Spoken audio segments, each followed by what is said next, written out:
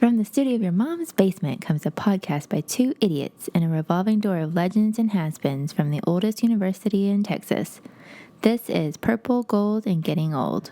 Well, we have a really exciting episode today. We've got a sports preview extravaganza for all of our fall semester sports. Volleyball and football and soccer and women's soccer and a little bit of basketball even. We have on Riley Zayas, who started True to the Crew, which is a UMHB-centric sports site. He does reporting, he tracks recruits, he tells really interesting human interest stories through his features on his website.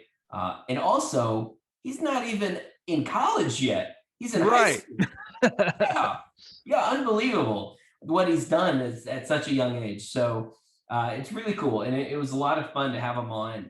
I was blown away by his knowledge. I was able to throw out, like, what do you think about volleyball? And he was just able to tell us all about it. So yeah, if you're excited about Crew Sports, and if you're listening to this podcast, I hope you would be. Crew Sports. Yeah, exactly. This is the podcast for you to kind of figure out what the storylines and the expectations are heading into all of our fall semester sports. So without further ado, True to the Crew. Well, first off, Riley, literally the first question on my little notes I've got here is, who are you? Well, I appreciate you guys having me on.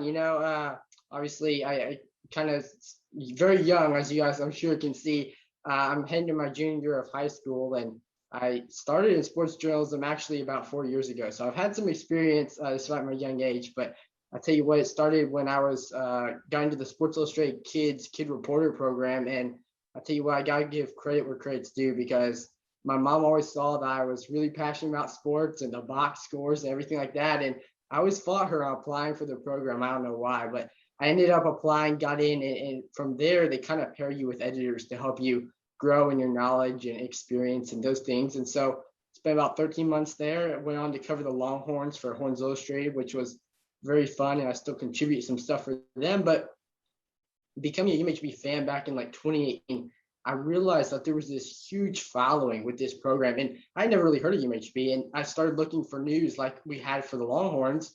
I couldn't find it, and about, I guess, like last October, I started thinking. I was like, what if we took the model that Horns Illustrated has, covering all things Longhorns, and applied that to UMHB? And man, it has been so cool to see it grow and get to cover the Crew through this past kind of crazy year.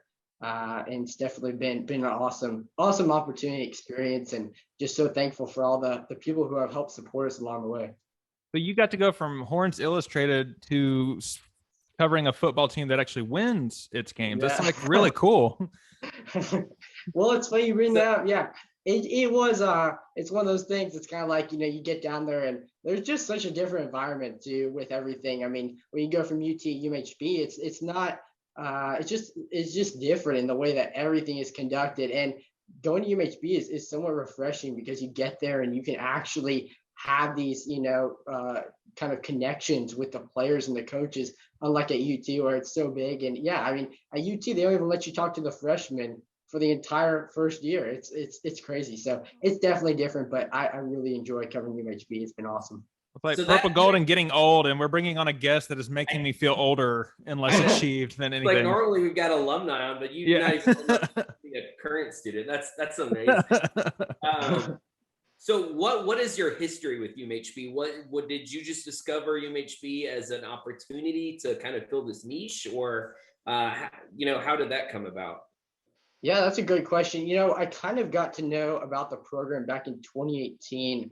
I actually had a friend who had gone up there for a visit and had said some great things about the campus. And so we kind of went up there just to go check it out one weekend. I think it was the first weekend the football team was actually reporting there in 2018. And I mean, looking at the stadium, everything, I was immediately hooked as a sports fan. I thought, man, this is so awesome. And for them being D3, I can't believe I've never heard about these guys, especially because they just won the 2016 national title in football. And so I think I over that season, I started kind of following them. I got to know Jalen Martin, who was an All-American defensive back for that team. He was a senior that year. I kind of became pen pals with him. He was from my hometown of Round Rock, and so we kind of got to know each other. And so I went up to some games and got to watch them play. I think it's funny, the first game I saw, I think they played Louisiana College and beat them, by 50, 60, 70 points. And I thought, man, these guys are incredible. And I kind of likened them to the Alabama of D3 football. And then from then on, I went to some basketball games, just kind of started to follow the team as, just being a sports fan. So yeah, that's kind of how it started. And then I realized, last summer that there's really an opportunity here to cover a team that has such great student athletes and coaches, but they don't get the same amount of coverage that they need because, the local media outlets are having to shift between Baylor and high school sports and all that. And I thought, these fans, they deserve some good coverage. And so I think being a fan myself and knowing kind of what would I like to see helped me as I kind of started the website and began to cover the crew. That's amazing. I love everything. I'm impressed. Yeah. I remember when I first discovered y'all, I told all of my friends, y'all got to come check this out. This is like what we've been dreaming of. Are y'all there? We're there. You're frozen. Okay. You were dreaming about it every night, and then we lost you. Y'all. Oh, I think it's my garage internet. Hang on. I'm going to go into the back. Well, while you're doing that, while you're doing that, I just want to add. So I'm gonna make a hot take here. I'm gonna go ahead and say that you are the best fan UMHB has had since 2011. Because I mean, how many of there are y'all on the True to the Crew team? So currently, it's just it's myself, and I kind of write most of the articles, mention social media. Then my brother does a lot of the photography for us. And then I also, CJ Holleran is a current student at UMHB, and he's provided us with a lot of photos. So he doesn't work directly for us, but he's provided us with a lot of photos. And we're kind of looking on bringing, some more people on at some point in the future. But right now, yeah, it's just about me and my brother, and then CJ obviously contributing for us. So pretty small staff. That's pretty cool. I mean, I did the mass comm journalism and PR major at UMHB. And so I was a part of the journalism department and wrote for the Bells and all that. And it was a very small staff at the time, but it was kind of like everyone knew each other really well because of it. And it's, if you go into a program like that, if you go to UMHB, some of the staff and faculty are the same, but I know like the advisors, a lot of people have shifted through, but I'm sure it's grown and it's even better now. So if you went that route, you definitely have a great head start.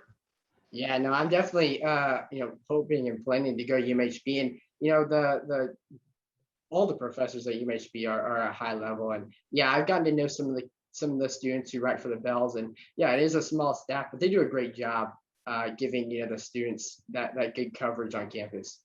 Yeah. Well, so how many games have you gotten to go to? I know you mentioned the Louisiana College one. Have you just gone to football games? Have you gotten to go to anything else? So just as a fan, so in 2018, 2019, yeah, I went to the Louisiana College game. I went to their playoff game there in 2018, and then back in 2019, I actually went to the Harden-Simmons game, which that still sticks out to me as probably one of my favorite in-person sporting events of all time. Like, there's some that are up there for me, and there's some that I see on TV. Chicago Cubs win the 2016 World Series is always going to be my number one. But yeah, that field goal from Anthony Avila was amazing, and to see the crowd go crazy on homecoming. There's just not a better, against Harden-Simmons. There wasn't a better storyline there, and so that was.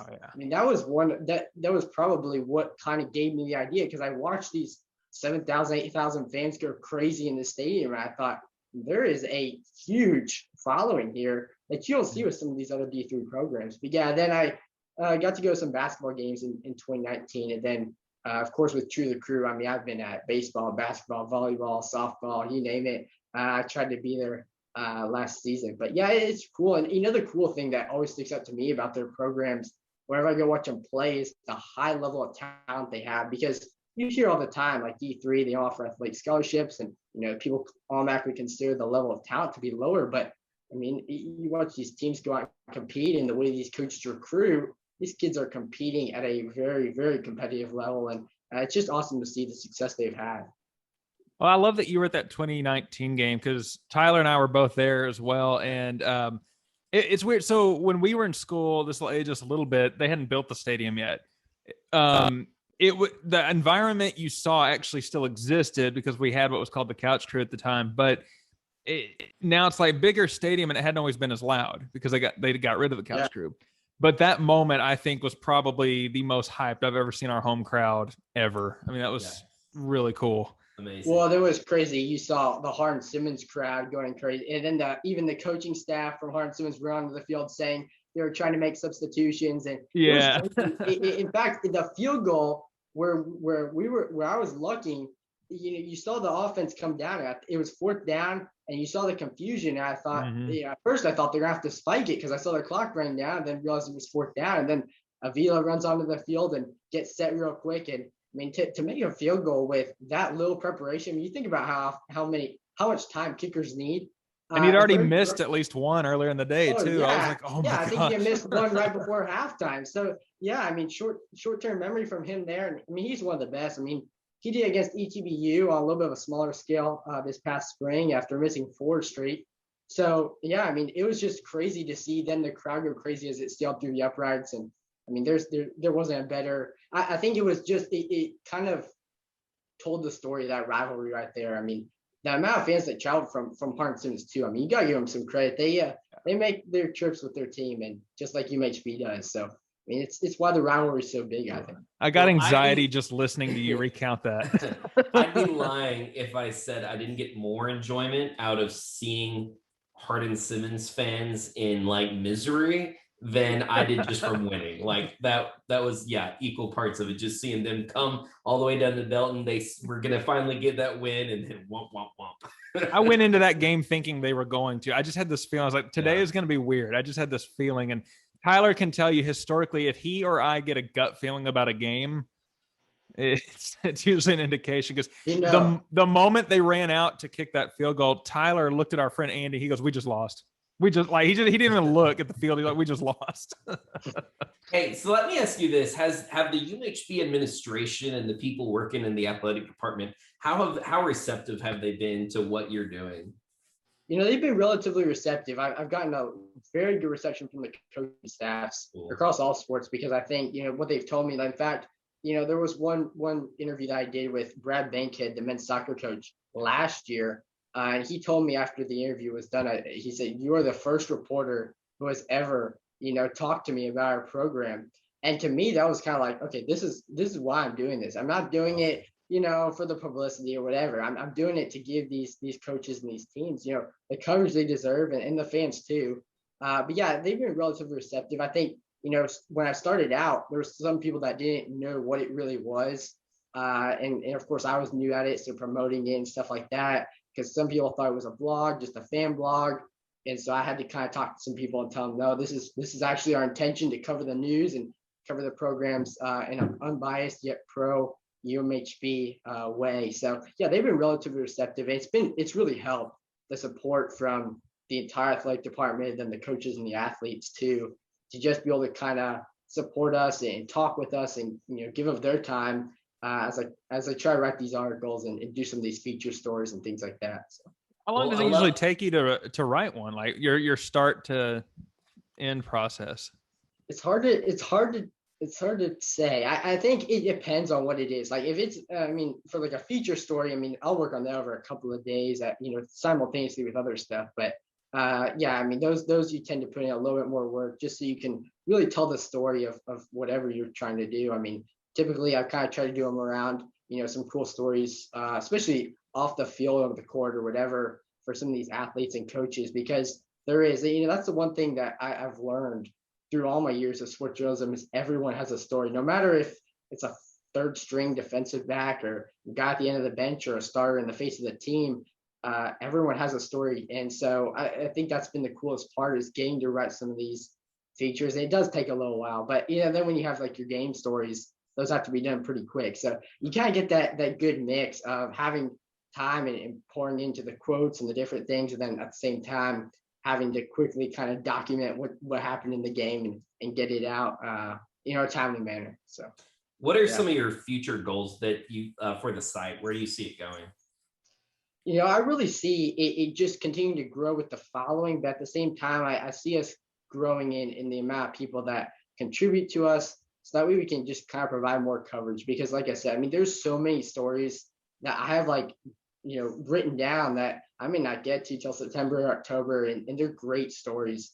And so there's just so much to tell on this campus. And so I think that's going to be the biggest thing, is just focusing on continuing to provide that good high quality coverage, and maybe being able to provide it in a little bit of a bigger way than we're able to right now with just one or two on the staff. So I mean, I think that's going to be the biggest thing. We're going to try out some new things this season. I can tell you guys with our coverage. So there'll be some new things coming up after games and things like that. So I think as we continue to try different things, it'll help in the growth for the site. And just really, I think the other thing that I really try to do is to have it there so that people can read about the crew and get the news. And they may not even be UMHB fans, but I've even had kids who just took a visit to UMHB. They haven't, signed with UMHB or committed, I should say. And they're like, man, I saw your site cover the crew really well. And so I really like the fact that people can go there and kind of get an idea,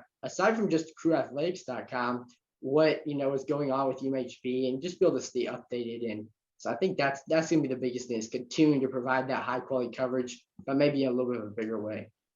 You're like a Subaru we're able to use. This is great. Yeah, helping out with recruiting. I love it. Yeah. Well, are you gonna be going to any games this year? I mean, I'm sure you are, but I guess I should say, which ones will you be going to? I'll be at plans to be at every single home football game, and then we're still waiting on the basketball schedules, but we'll see how those shape up. For football, I mean, I anticipate football going November, December. I don't see it ending sooner than that. So yeah, anytime the crew will play, and I may even be down at the Southwestern game. That's not too far of a drive down there to Georgetown. And they have played in a great stadium there at Birkelbach Field. But yeah, I think I'll be at all those. And then of course, then basketball season kind of overlaps a little bit. So I'll be at as many of those as possible. And the spring, I'm really looking forward to seeing, how baseball and softball end up kind of shaping up. So there, you always have the overlap where it's like, you kind of got to decide where you want to cover. The spring was crazy with all 15 sports going out one time there in February. But yeah, I tend to be, at all in the press box at all the football games, definitely. Awesome. Press box already. We never even got that invite. Do you so you live in Round Rock, right? You said? We actually moved up just south of Killeen. Okay. Back in October. So yeah, but I'm from Round Rock. Grew up there for, lived there for 15 years. So yeah. Cool. Because I was going to see if you'd been to the basketball game at Concordia at any point. I did back in, what was it? Probably February of 2020. I wasn't able to go this past year. Concordia actually didn't allow any outside media or fans into their games, similar to Southwestern with football. So I wasn't able to go down there. But yeah, it's not a hard drive down to Concordia. And Concordia, I don't know if you guys have seen, I'm sure you guys have seen, but Concordia basketball, especially in the men's, on the men's side, has always had a little bit of a rivalry with UMHB, and that goes way back. I mean, we've got stories. You know what? I'm just gonna throw one real quick because you may appreciate it. Is Stanley still the coach down there? Stanley, what was his name? I blanked on his last name, but at one point, I think it was my sophomore, maybe junior year, the entire coaching staff had shaved heads. They were all bald, and I won't incriminate, but there were three of us that walked in. We had this big Rogaine banner that we held over where their team ran in, and that we were abruptly asked to put that away. What's one of the most interesting stories you get to cover so far? As far as the features go, thinking about it, let's see. There's been so many. I think one of the cooler ones that I did, and thinking about it, one that I will say that I really, really enjoyed doing was the one on Jeb Zolman, who played for the baseball team, because he was a guy who, it was kind of a cool story in the fact that he did not start his time at UMHB. He actually went to the Air Force Academy and realized by Christmas that wasn't where he wanted to be. He came home, was playing for a club community college baseball team and kind of reinvigorated his desire to play at the college level. And so he ended up coming to UMHB, barely got on the roster. And then this past season, I mean, he was their only 2A player who pitched and hit, and just not even the stats, just going, beyond that. He was such a key leader within that team. And so I really enjoyed getting to talk with him because he's one of those guys that you may not jump out to you on the stat sheet. I mean, he was up there in pitching totals and those kinds of things, but in the dugout, in the locker room, he was kind of one of the big reasons why they had the success they had this year in baseball. And then, I enjoyed talking with Josiah Johnson too for the men's team back before anyone was even really paying attention to him. I think it was after the first weekend of the season, he had scored about 50 points total over the course of those 2 games. And talking with him, growing up in Big Sandy, Texas, a 1A school, and just so many of these kids come from small schools, and they just get these opportunities at UMHB to excel at a high level. And of course, we know what he did, Josiah did this past season. So those are 2 that stick out to me, but man, there's been so many. Every single one just has a little bit of a different feel to it and makes you appreciate it in a different way. But yeah, everyone has a story to tell, and that's been so cool to see. That's awesome. So what I want to do now is transition us into like a Bill Simmons-esque sports podcast. So I'd love to just do a rundown of all of the fall sports and just do a little bit of a preview. Me and Garrett can share our thoughts. I want to hear what you know. I know you're deep in on this recruiting stuff. That's been one of the coolest contributions I've seen with True to the Crew, is because there was nobody recruiting on college football, recruiting at the D3 level. But the D1, that's such a huge thing. And all of a sudden you've come in like bam, bam, bam, like this guy's recruiting there, she's recruiting there.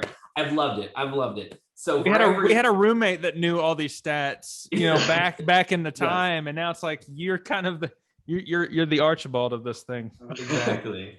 And so basically we'll go down the list of these sports. But I definitely want to hear about the recruits, any cool recruits about coming in for each one. So let's start with volleyball. We've got a head coach who's coming into, I think it's his 2nd full year.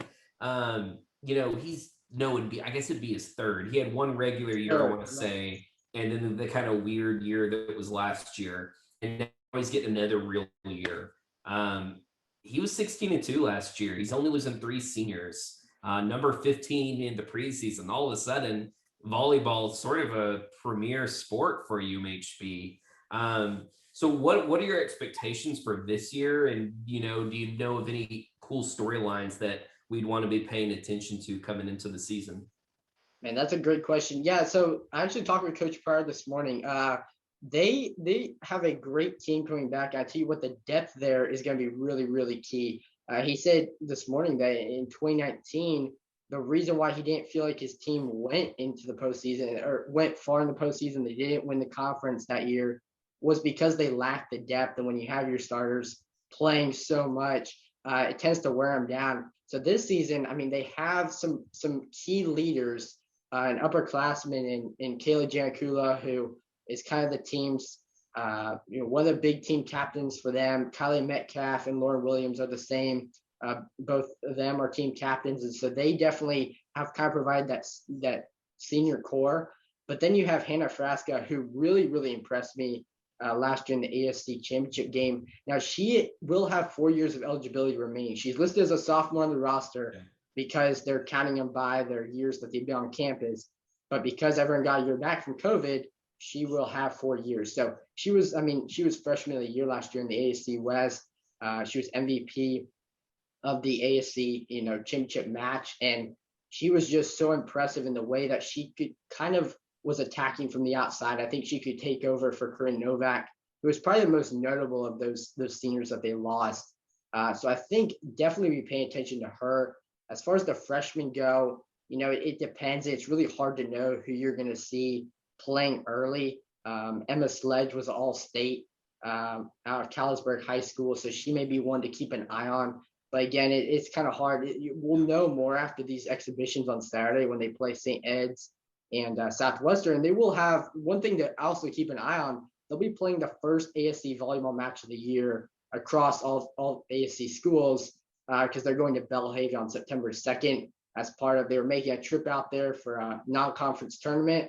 So they tied that in there too. So that will be really important though, because this will be their first official match of the season. It'll be an ASC match. So while I don't think they'll have much trouble getting past Belhaven, it's definitely gonna be something to keep an eye on, because they'll be thrust into a very, very, important match right away. So definitely be keeping an eye on that. But yeah, the depth is going to be huge for them this season. And UT Dallas is ahead of them by 2 in the AVCA poll. But I don't know. I think once you get a month into the season, you kind of start understanding more of what these teams have and what they don't. And so I think we're going to start to see a little bit of a shift in the rankings as we get towards that point. And the ASC is going to release their volleyball preseason rankings, or the coaches poll, on Friday. So we'll see how they end up there. I'm thinking they'll probably come up at number 2, even though they're the reigning, ASC champions. UT Dallas may have them by a couple votes. Awesome. Well, I just got to say that a prospective student who's a guy who already knows the name of every volleyball player, he's going places. Well, I'm glad you brought up that cool story about Brad Bankhead earlier. He is, of all the coaches, just one of the best people I've known at UMHB. We were in the same small group when I was back there going to church at Temple Bible. So really, really cool guy. And you know what? I can forgive him for being an HSU grad. That's okay, because he's a good guy and he's won us some conference championships. So, it seems like a couple of years ago, like 17, 18, we won some conference championships back to back, I want to say. And things were looking good. And maybe it's been on a little bit of a downslope. Maybe seniors have gone off and trying to build back to that level. What are you thinking about soccer? Have you heard about any big recruits? What's the buzz there? What should our expectations be? Should it be more like the 17, 18 range where we can compete with Hardin Simmons, or, is this going to be another year where we're maybe more middle of the table? I think looking at the team this year, and again, I mean, there's been a lot of, we haven't seen them play a whole lot.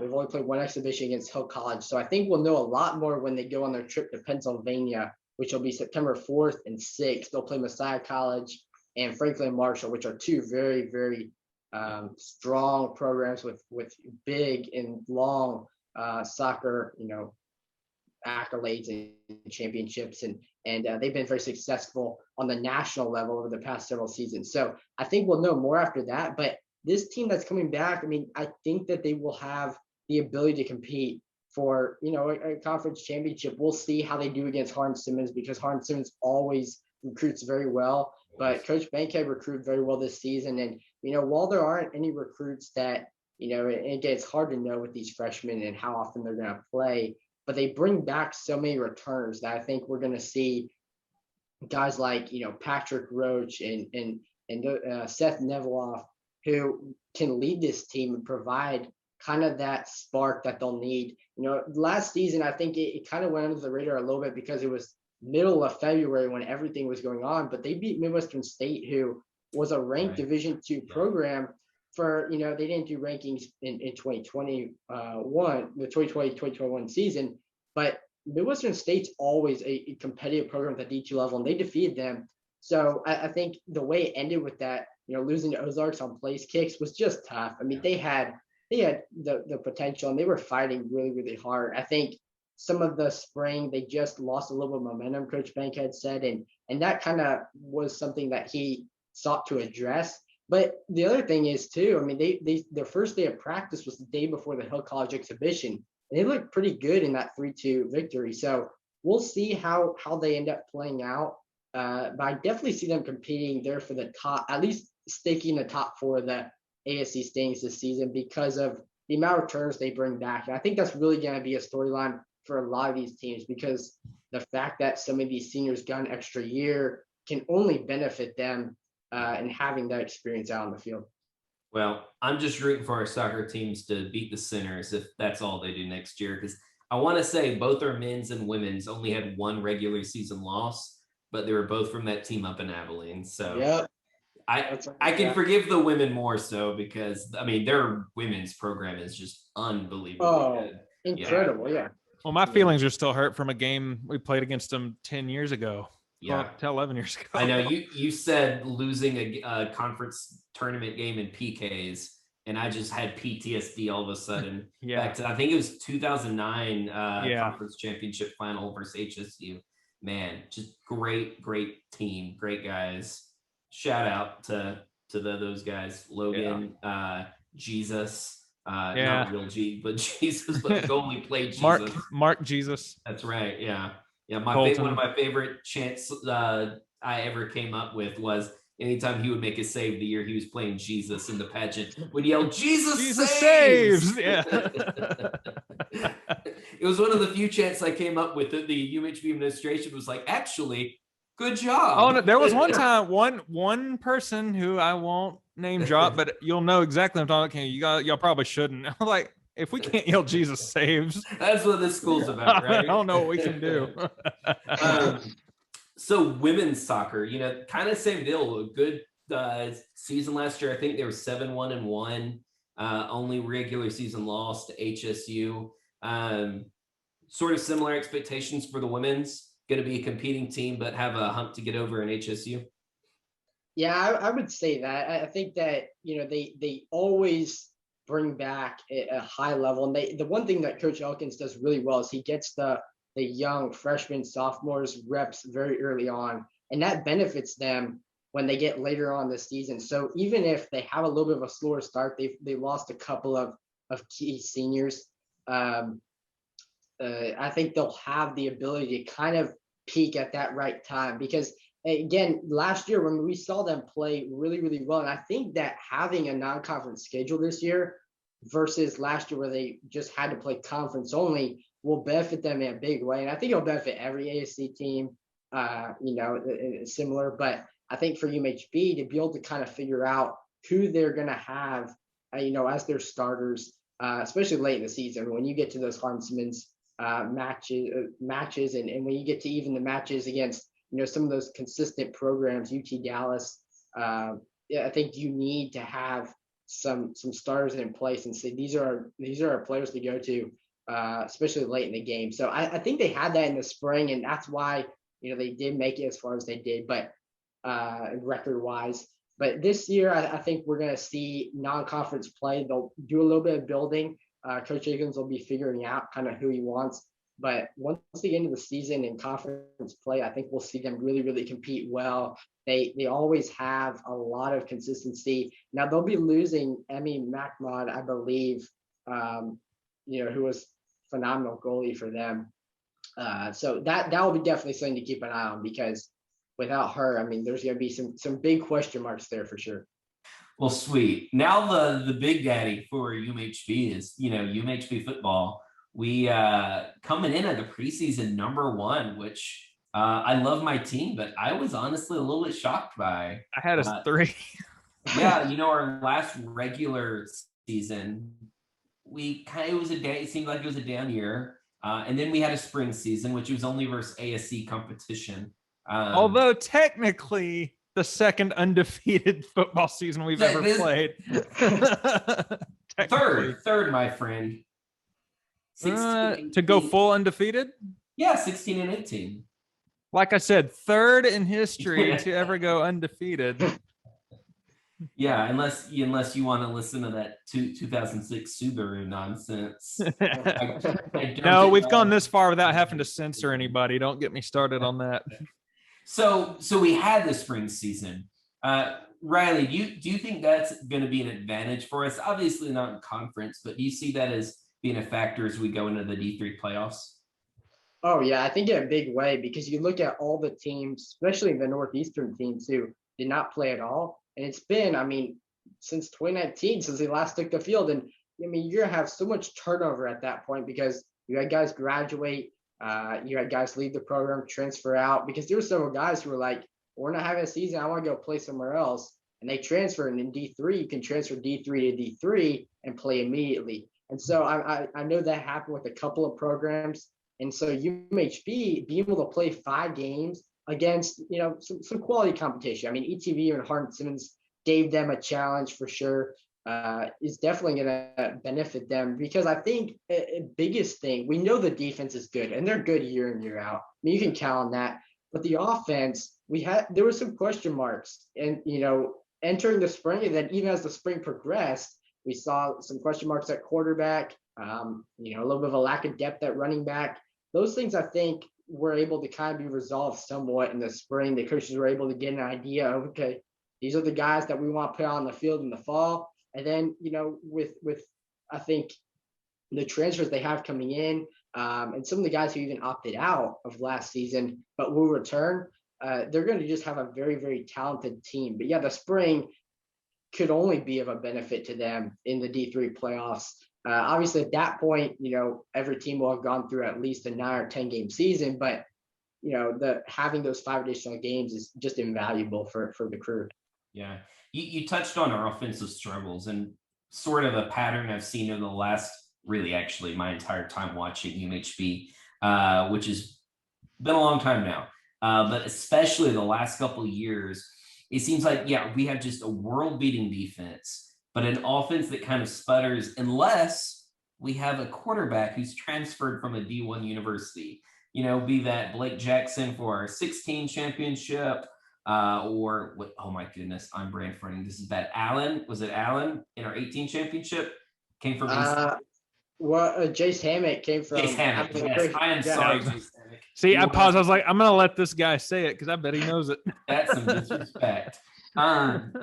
So what do you think? What have you heard about our quarterback situation? In the spring we had Bowden kind of start in the season. But then it looks like King finished the season. I think he only played like 1 or 2 games though. So what are you hearing about our quarterback situation going into the fall? Well, I'll be honest with you guys. They did not allow media at practice this fall. So because of the COVID situation, so I have not seen what's been going on, who's been getting the reps. But I can tell you, it was released back in early August that Kyle King will be a team captain, which kind of leads me to believe that he'll be starting against Simpson College. Of course, you don't know, but statistically and just in the way he played, I think Kyle King just showed a little bit more. He kind of earned those last 2 starts against, Hardin-Simmons and Louisiana College. And so I think when you kind of get into this season, there's be no reason why Kyle King won't be the starter. But at the same time, I really think that we'll see Tommy Bowden in some way playing because his speed is just too good and his agility too good to not be used by the coaching staff. And his throwing, I mean, there's nothing to say that he didn't get much better on his downfield throwing over the course of the summer. So those are all things that I think we'll be able to see once they finally take the field here in, I guess, 11 days. So those are question marks that I think will probably be answered. But yeah, at this point, I see Kyle King starting, though I don't think it's kind of locked in who's the starting quarterback. And they may even use 2. They used Luke Portman and Jace Hammock in 2018. That worked pretty well. So we'll see how that kind of plays out this season. But I see both of them getting some reps early on. It makes a lot of sense. If I had $1 for every time there was a UMHB quarterback battle, I'd probably be able to pay off my student loans. Like what, 3 out of my 4 years of college? That's just how it always works, it seems like. A lot of turnover, yeah. Do you see anyone maybe being able to jump to the next level, like a Montana Miller being able to kind of carry on the Miller time legacy as he goes into his second year, or any other sort of returners making a big jump? Also one guy so Montana Miller is definitely one to keep an eye on. His downfield running style is very impressive, and he was only a freshman last year. So I think we'll see a lot from him this season. I will say you also have Justin Terrier coming back, who is a former JUCO All-American, who was on the roster in 2019, played a fair amount, but had opted out of the 2020-2021 season. I don't know why, but he was not on the roster. So he will be back though. And that would be another guy to keep an eye on at the running back position. But the biggest one, in my opinion, is going to be Aaron Sims, because if you watch the 2018 team, you saw what he and KJ Miller were able to do on kick and punt returns. He'll be back. He had suffered an injury, but has it fully recovered. And, it was Coach Frenberg said on the radio last week that he will be coming back. And so the duo of him and KJ Miller, I think, will be unstoppable. I mean, special teams is always an area that the Crews seem to have an advantage against their opponents, and even more so this season. I mean, we saw Aaron Sims, flash with his speed in 2018. I mean, it was incredible to watch him. And KJ Miller, we saw him, in the spring, just really dominate, won ASC Special Teams Player of the Year. So those two guys, I think, will definitely make a big jump. And both of those guys will see some time at the receiver position too. But competition for reps at receiver will be very, very tight.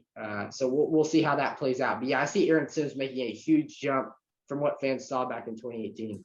Yeah, that dude is very fast, to say the least. It's ran track at Texas A&M for a reason. Yeah, exactly. So you did some good reporting this offseason on some of our big transfers we've got coming in. Jamal Hamilton, wide receiver, coming in from U of H, or Trey Witcher, defensive tackle, coming in from, I can't remember what school. It's a D2 school. Black Hills State up in South Dakota. Okay, cool. Yeah. What should we expect out of them? And are there any other sort of bigger, D2 or D1 transfers coming in we should know about? Yeah. So at this point, I think I haven't seen any other, D1 or D2 transfers that have come in.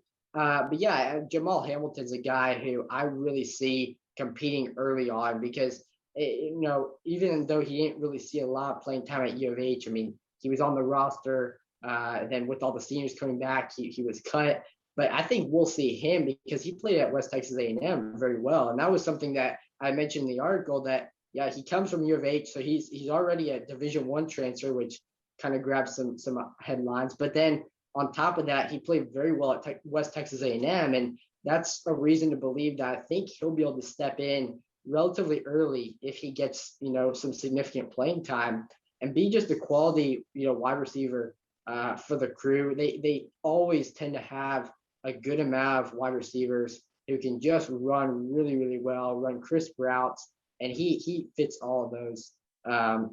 He checks all those boxes. And then Trey Witcher, interesting you bring him up. He's a guy who I really, really like on film. I mean, comes from Smithson Valley High School. Let's go. Smithson Valley alum right here. Dude, he's hit both our hometowns in the last 2 minutes. By the way, shout out West Texas A&M Buffaloes. If you play well there, you're going to be a good addition to the crew because they're pretty good up there too.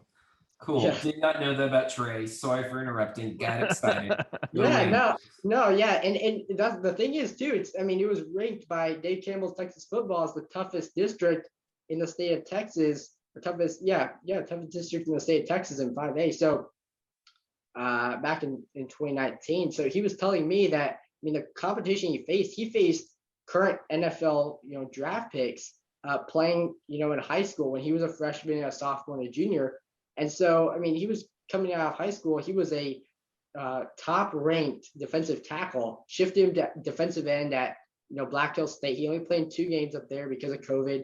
But we saw a lot from him in high school that gives me a reason to think that maybe we won't see him play a lot this year because competition on that defensive line is going to be tough.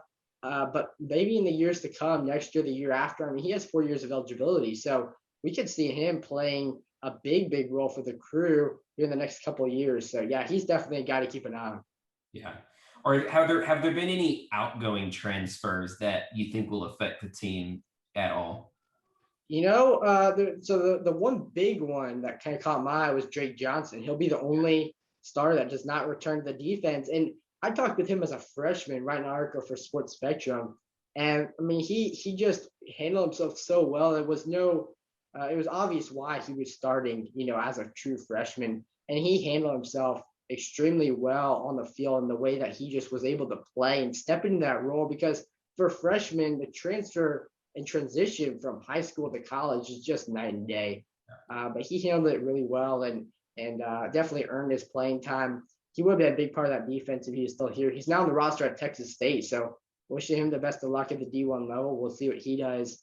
And I really don't think, though, he'll have a major effect. Now, no disrespect towards him because he was one of the best cornerbacks I've seen in recent years for the crew, but they just bring in a couple of transfers. And on top of that, you've got some of your returners, guys who were freshmen, sophomores last year, like Jordan C., who could step into a role kind of as a starter this season. So that's definitely a big question mark, something that haven't been at practice. We don't know right now, but we'll probably see on September 4th, so some different guys getting reps at that cornerback position. So he's a big one. And then Malik Hamilton as well.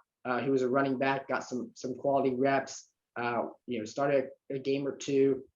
He left so, but again, I mean, they bring back several running backs. So those guys both, I mean, their loss, losing them will be felt within the program, but I think the crew have so much depth that it won't be too hard to find some quality replacements. Yeah, and it's pretty cool though that we're like getting transfers going out now to big schools instead of just the other way. I don't know. I think that says a lot for where our football program is, that we can ship guys out who can go play for some D1 schools as well. All right, so I've got another transfer question, which if you don't want to touch this, then Garrett can just delete this as he's cringing, like thinking about extra editing work. Oh, nobody's cussed yet, so we've saved you some time. That's true. Caleb Egan is transferring out to ETBU, and he's got kind of storied, interesting history, just looking sort of from the outside, where he's at Texas A&M track team and then sort of practice football squad. And then I think he's at a D2 school, I want to say. And then he transfers to us for a year, and then he transfers to ETBU. And almost like each step's, no disrespect to ETBU, but each step is kind of a step down.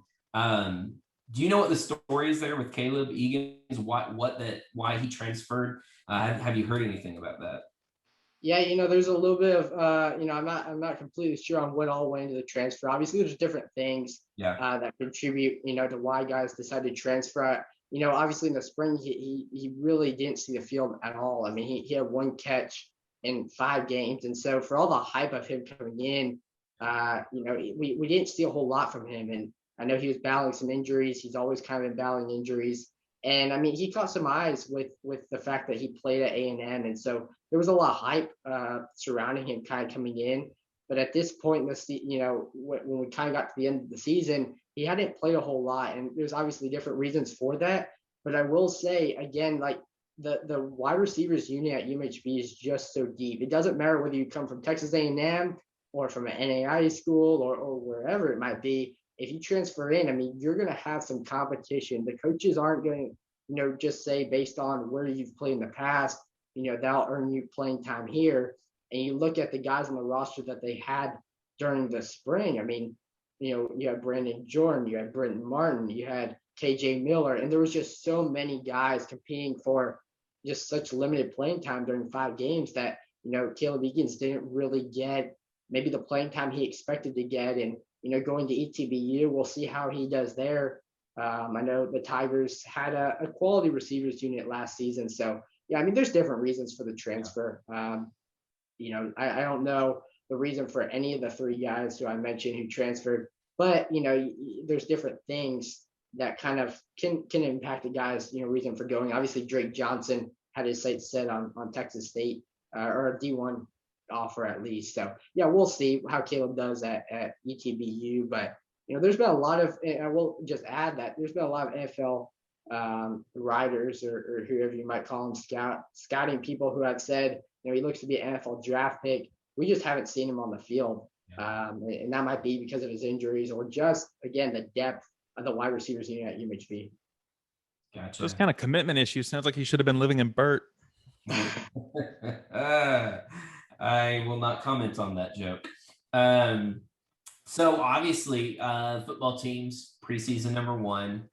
So there's definitely some expectations from the larger D3 world. Are those expectations that you're on board with, or what are your expectations for the football season? I see them going deep in the playoffs. I'll tell you that right now. But I did expect them to be kind of ranked number 2 in the D3Football.com poll, just because of the fact that, Mount Union had taken the top spot in both the Lindy's magazine poll and the College Football Yearbook poll. And I think the crew, though, definitely deserve that number 1 ranking. I think it's really hard to judge teams, especially at the D3 level, in the preseason, because unlike the D1 schools, I mean, you don't know for a lot of these programs who has come in transfer-wise, who's gone out, who's graduated. And so there's a lot of, kind of maybe pieces that voters are unsure of right now. And I think that was kind of reflected. I think the crew definitely earned that number 1 spot, and we'll see how they play once they get into the heart of their season. I'll tell you, they'll get a very big test early on with those ETBU and Hart-Simmons games in September. I think those will be the toughest games on their schedule. So we'll really, in the voters will too, get to see how the crew stack up against the top competition in the ASC. And I'd just like to add that I think the Hart-Simmons game being played early, I get it. The conference schedules them the way they do, but man, I really like to see it be played later on in the season when both teams have had the chance to go through the majority of their season. And I mean, it comes down to those 2 teams almost every year for the ASC title. So it'd be cool to kind of make it a end of the year thing. But yeah, I mean, I think we'll see the crew tested very early on. Even when they didn't schedule them to play each other, they still met each other in the final game. You talked about how, HSU and ETBU will be our biggest test this year. That's actually something I'm actually concerned about because we don't have a big out of conference marquee matchup this year, like a Wesley or a Linfield, Do you think that will be an issue for us when we get to the playoffs if all we face is the AC competition? Or do you think, no, HSU, ETBU, they need to be thought of on, these top 10 levels, the stuff that like what we will see deeper in the playoffs? I think ETBU and HSU definitely need to be considered as legitimate posting contenders. I think partially the reason for the Simpson College game, that was scheduled back for the 2020 season. So I think they just kind of carried it over. But yeah, I mean, I think part of it, scheduling Simpson College, I mean, it'll give the crew a test, but it probably won't be to the level where, they'll be able to kind of figure out how everything's going to come together. Because last year, I mean, they did get 5 games in. I think it's going to be a big benefit, but there's still, it was a crazy year. And I don't think everything was answered for the coaching staff.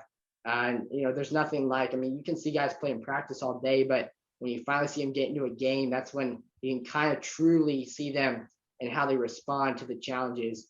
But yeah, I mean, I think postseason wise, they may, have some trouble, but they always play at such a high level and take every game so seriously that I don't think it'll be an issue for the crew when they start to face some tougher competition come playoff time. Yeah. I think 2019 seems like forever ago now, but thinking back to that, the D3 world might not be quite the same as how we typically think of it. If you followed it a long time, you think of it like, yeah, there's 2 or 3 people that can compete and that's it. Yeah.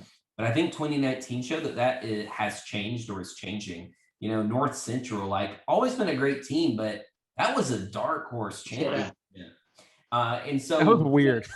Yeah, maybe we don't have to be like the best we've ever been to compete for a national championship now if the door's a little bit wider open. But, the flip side of that is there's more teams that maybe can upset us at the top of the D3 world than just Mount Union and Whitewater now. Yeah. So that's sort of exciting for me, I think, too. I will say I was surprised that Mount Union wasn't ranked higher than us simply because even though they didn't play last year and you can't judge them, they're kind of like Ohio State's JV, and Ohio State always kind of gets handed the golden staircase. So point in case playoffs against Alabama, but Well, I don't know. I think 2019 showed us that Mount Union might not be the Mount Union of old. They've hope not. Yeah, they've lost their head coach. I think it could be a new era for them. So fingers crossed anyway. I know. I'm tired of them. All right. So I want to hit on basketball a little bit. We might have you back on in the middle of the semester if you come on to talk about basketball. We could do a basketball only podcast. That's how excited I am about what's going on with Cliff Carroll right now. Came in from Sul Ross State, won multiple conference championships at Sul Ross State, and now he's got all of the just recruiting power and facilities and everything that UMHB offers. And he put together one heck of a season last year. Josiah Johnson, oh my gosh, one of the most exciting players I've ever seen in a UMHB jersey.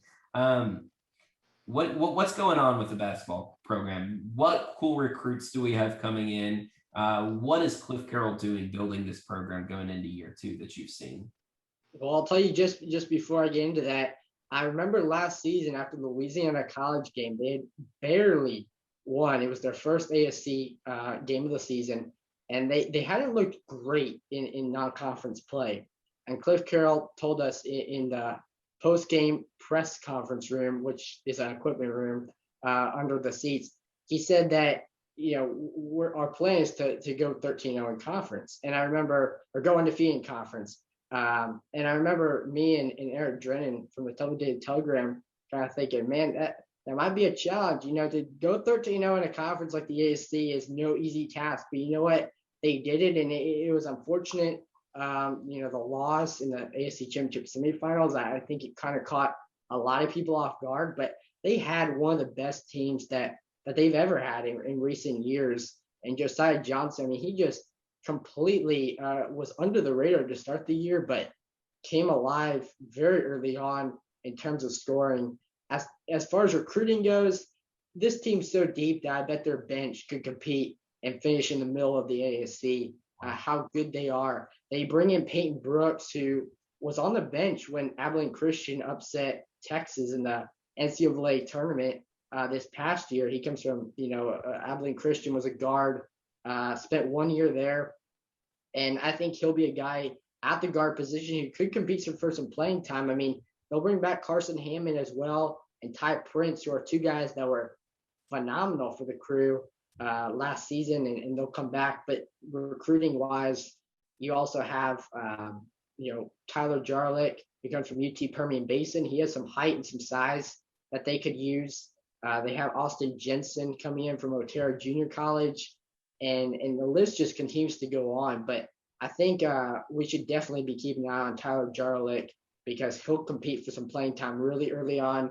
The guards who transferred in, like Peyton Brooks and Preston Tabor, we'll see how they kind of fit in as the season goes on. But the guy I'm most excited about probably is Logan Blow, who started his career at UMHB, ended up leaving, went to a couple other schools, ended up at ETBU last season and scored 30 points against the Crew in Belton on February 13th. So he was a guy who caught my eye. I mean, he was playing so well, and for him to transfer back to UMHB, he'll just be a key part. He has size. He can play on the wing. He can play point guard, and his versatility, I think, will really help the Crew. So they're just going to have such a deep team that, again, I don't think it's fair to try to predict a starting five or anything at this point, because Coach Carroll, I mean, he's going to have a tough decision to make when he starts trying to put down that lineup card ahead of their first game. That's awesome. Well, I've got this take about Cliff Carroll that we're only going to have him at UMHB for a couple seasons. I think he is going to go off to bigger and better schools. He'll be in D1 eventually. You just said that there's better schools in UMHB. Well, if I said that, you know what the comments would do? None in D3. And I'll be excited for him. I think that will be cool. So hopefully we just get some championships before that happens, right? So I want to throw some more rapid fire questions at you as we start to sort of wrap up here. Give me one great hot take that you've got for the prediction for the coming season for one fall sport. Like what's a hot take you got? Man, let's think about this here. Give me a second. Looking at football, I'll tell you, I think the football team, I'm going to tell, okay, here's a hot take. I'm going to have them at least reaching the national championship game. I'm not going to say they're going to win right now, but I think they'll go 10-0 in the regular season. I was thinking about this earlier. I was thinking, how we'll see how those ETB and Hardin-Simmons games go. I feel pretty confident in the Crew, but we'll see. There's some people out there who are predicting them to go 8-2 or 9-1. So we'll see how that goes. 10-0. We go undefeated. In the past when that's happened, good things have come from that. So we'll see. And then I think when it comes to soccer, I think we'll see men's soccer at least win one game in the NCAA postseason. I think they'll get in even if they don't win the conference. I think their strength of schedule will be enough to get them in, and they got the depth to at least make a somewhat of a run in the postseason. Oh, that's exciting. All right. My next question is a little bit more of a request. I want to throw one in real quick. Oh, yeah, go for it. My rapid fire is, do you ever get trolled on the articles you post, or do you ever get hate from like Hardin-Simmons fans or any of the other schools? Oh, that is good. That is a good one. I haven't gotten anything from Harden Simmons yet. I'll say yet because I have a feeling this season we may see something. I don't know. But yeah, I mean, I've gotten some pushback sometimes. I mean, people kind of take sides with the whole quarterback thing in the spring. But other than that, it's been pretty receptive. I mean, everyone's been pretty supportive. I mean, there's been some people who have had some issues, but no one from outside schools yet. So we'll see. Still, that's still up in the air right now. If you can get past your own crowd fighting each other on your posts, you can get through anything.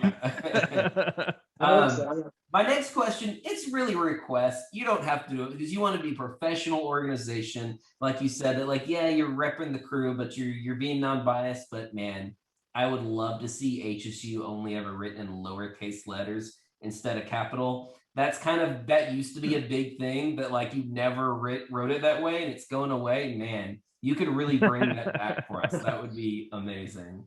Just that little bit of disrespect is what they need. We'll see. Yeah, good. I would be so excited. What's the best sports memory you've made so far in covering the crew? Man, covering the crew. Let me think about that here. There's been so many, even the past year. Like I've only been covering the crew for 11 months. Obviously, the Harden Simmons game in 2019 is probably my favorite UMHB sports memory. Yeah. But I think one of the coolest was probably when it comes down to it, seeing the baseball team at least win a game in the ASC tournament, because while the football team won in the ASC championship game, I mean, that was very cool. Awesome to cover. The baseball team, watching what Coach Stosky did, how he built that program in such a short amount of time was something that was something that seeing it firsthand, I guess, maybe makes you appreciate it a little bit more, and knowing how long it had been since the crew had last won a game in the ASC tournament, and then to see it all come together. And Coach Stosky had barely recruited that team because it was so many returners from seasons before that had been recruited by the previous coaching staff. And he just made it work. And he got those guys to buy into his system, which was different. He's very aggressive on the base paths. And so it was really cool to see how that kind of unfolded, because you have sometimes when you expect certain things to happen, like UMHB football, winning the ASC title. But for baseball to do that and something that was really unexpected. I mean, they were picked to finish second to last in the ASC, if I'm not mistaken, and ended up finishing fifth. So definitely something that still sticks out to me as a really cool memory, getting to cover them and see all that Coach Stosky put in to that program firsthand. That's cool. Ooh. And well, you may not be a student, but is there a certain tradition at UMHB that has a soft place in your heart? Man, you guys are asking some good questions. I don't know if there's a specific one yet. But man, I always enjoy seeing the students come out for the games. Football and basketball, I saw it big this year. It was just so cool. I think the Louisiana College game, in fact, this isn't really a tradition, but when the student section came out for the Louisiana College men's basketball game, like January 14th, the Mayburn campus was packed. I mean, it was just so cool to see, especially because they ended up winning close. It was a tight game. And seeing the students really just kind of buy in and go behind the crew was really cool to see. But we'll see about that tradition in the coming years. Cool. Garrett, you got any other questions? I don't think I can add, man. That was great. Well, sweet. Is there anything you want people to know about what you're doing, stuff you got coming up? Yeah, well, biggest thing that I want people to know is that we're gonna, cover the news, cover the crew. We have we're going to cover pro UMHB, but we're not going to, be opinions. You can count on us to tell you the truth, the facts, and give you the best coverage of the crew possible. I think, cool stuff coming up. We're going to do some more stuff when it comes to football. We'll have something coming out on Kyle and Aubrey King. So that kind of, the brother duo there, and feature stories as well. We'll have all our season previews coming out. And then we also got some other features that I'm not going to quite talk about yet, but they're going to be good. Let me just tell you that. Well, very cool. I'll be looking forward to them. People can find you at truetothecrew.com. Yep. And is it True to the Crew on Twitter as well? Yes, True the Crew on Twitter and Instagram as well. So yeah, you can find us there. I told everyone you were Barstool UMHB. No, he didn't. No. Well, man, like I said, I am just such a fan of what you do. It's something I've wanted for a long time. When I was in college, I had an idea to do something similar, but an idea ain't worth much unless you put in the work and the effort to do it. And that you have done that. And so, thank you for what you do. It's made following the crew even more enjoyable, being able to follow the recruiting and get these personal stories that I wouldn't know about, especially not being a student on campus anymore. So appreciate what you do a whole lot. Thanks for coming on. Yeah, man. Thank you guys for having me on. I enjoyed it. I enjoyed talking some Crusader sports. And yeah, I mean, it's been so cool to have the support and be able to cover the crew. This is so cool to see the buy-in and the following from the fans and athletes and coaches. So we haven't been able to do it without them either. So a lot of credit goes to them. Yeah, well, good job. Keep up the good work, and come find us September 25th at the Hardin-Simmons game. We'll be there. Yeah, absolutely. You know what? One of my favorite things about him is that he's too young to know any cuss words, which makes editing this thing so much easier. Yeah. He was just a good kid, man. He's got a bright future ahead of him. That I have no doubt that one day we're going to hear him on ESPN Central Texas, or maybe even more than that. If he's already doing this at this age, man, he's got a bright future. I just hope he doesn't leave the crew behind and yeah, exactly, covering bigger teams. Well, I would say his journalism portfolio is already better probably than mine probably was when I graduated with a journalism degree. It's better than most people graduating with journalism degrees. Yeah, for sure. Yeah, he's already done it. Exactly. So it was a cool episode. That said, I'm excited because football is a week away. We're close. Yeah, depending on when I post this. And I'm a little bit of a pessimist when it comes to all of my sports fandoms, but he gave me some optimism for almost all of our sports, but especially football. He seems to think that we've earned that number one ranking, whereas I'm a little bit, we'll see. Yeah. So maybe that's just I've become jaded with jaded. And he's just young, bright-eyed, and bushy-tailed. So, but we'll see. I hope he's right. He might be. Well, no matter where we end up ranked, one thing always stays the same, no matter what time it is. HSU still sucks.